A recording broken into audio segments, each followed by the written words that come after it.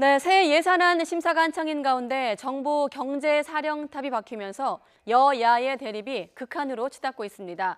자유한국당 예결위 간사 장제원 의원은 예산안을 심사하고 책임질 경제 당사자가 없다면서 김수현 신임 청와대 정책실장이 국회 출석을 요구하기도 했습니다. 국회로 가보겠습니다. 조은지 기자. 네, 국회입니다. 네, 정부는 이제 김동연 경제부총리가 예산 심사까지 마무리한다는 방침인데 반발이 거세다고요? 네, 새로 지명된 홍남기 경제부총리 후보자는 인사청문회를 거쳐야 정식으로 임명됩니다. 서둘러도 한 달 정도가 걸릴 텐데요.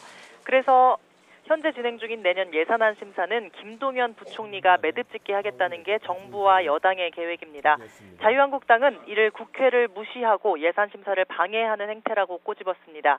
한국당 예결위 간사인 장제원 의원은 오늘 기자회견을 열고 경질된 부총리를 상대로 어떻게 내년 예산안을 심의할 수 있느냐고 물으며 국회 무시의 활용점정이라고 강하게 비판했습니다. 장 의원은 김수현 신임 청와대 정책실장에게 직접 예산안 조정 소위원회나 소소위에 출석해 야당과 예산안을 논의하자고 공식 제안했습니다.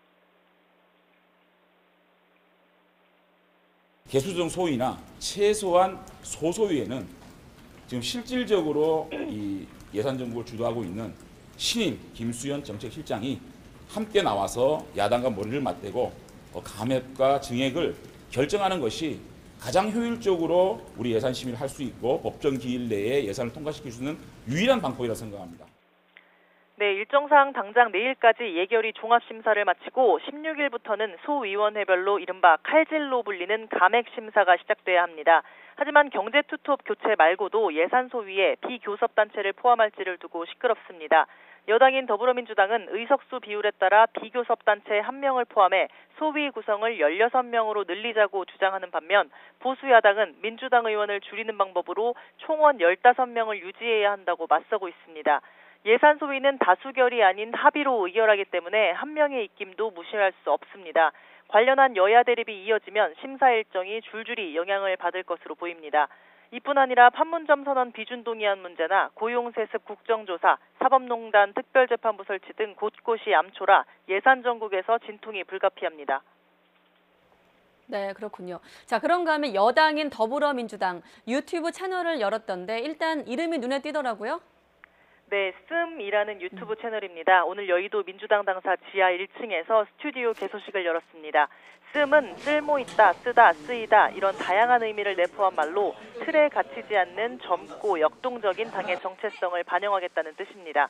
그동안 유튜브는 보수 진영이 한 발 앞서간다는 평가를 받았습니다. 민주당은 앞으로 채널을 통해 정치 수다쇼, 의원 생활을 관찰하는 브이로그 등으로 당 홍보 활동에 적극적으로 나설 계획입니다. 개소식에 참여한 이해찬 대표는 안 보면 손해인 내용을 싫겠다고 자신했습니다. 이 대표의 말 직접 들어보시죠. 정치인이라는 건 어항 속에서 산다고 생각해야 되거든요. 그러니까 모든 사람들이 다 이렇게 지켜보고 하는 거기 때문에 아주 투명한 그런 생활을 해야 됩니다.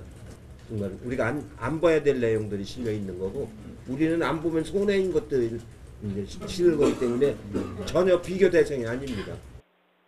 네, 제1야당인 한국당은 전원책 조강특위위원회 해촉 후폭풍이 여전히 거셉니다. 전원책 변호사는 폭로할 것이 있다며 내일 기자회견장까지 예약해놨는데 실제 진행할지는 고민 중인 것으로 보입니다. 전 변호사는 각종 불만을 쏟아내고 있습니다. 일단 어제의 발언 들어보시죠. 당의 정체성, 당의 어떤 새 인물 그리고 낡은 인물들 어떻게 명예롭게 물러나게 한다라든지 첨예하게 붙어있는 여야 정국에서 한쪽에서는 마음대로 칼질을 한다. 그거 불가능한 얘기입니다. 불가능한 걸 하라고 하는 것은 나는 어떤 의도가 있다고 봐요. 그래서 내가 2월 말 전대는 될 일이 아닙니다. 네, 김병준 위원장은 어제 청년 간담회에서 전당대회 시기를 놓고 의심과 오해가 쌓여 부득이하게 전원책 변호사를 해촉했다고 강조했습니다. 전 변호사의 발언에 일일이 대응하지 않는다는 방침이지만 당을 해치는 발언이나 김 위원장 개인에 대한 명예훼손 수준의 말이 계속된다면 대응 수위를 높이는 방안도 배제하지 않고 있습니다. 남은 조광특위 외부위원 이진곤, 강성주, 전주의 3명은 방금 전 오후 4시부터 회의를 시작했습니다. 일단 동반 사퇴 없이 당의 인적 쇄신 작업에 힘을 보태기로 했습니다. 한국당은 오는 18일까지 정량 평가를 모두 마치고 당협위원장 교체 작업을 차질 없이 이어간다는 방침입니다. 지금까지 국회에서 YTN 조은지입니다.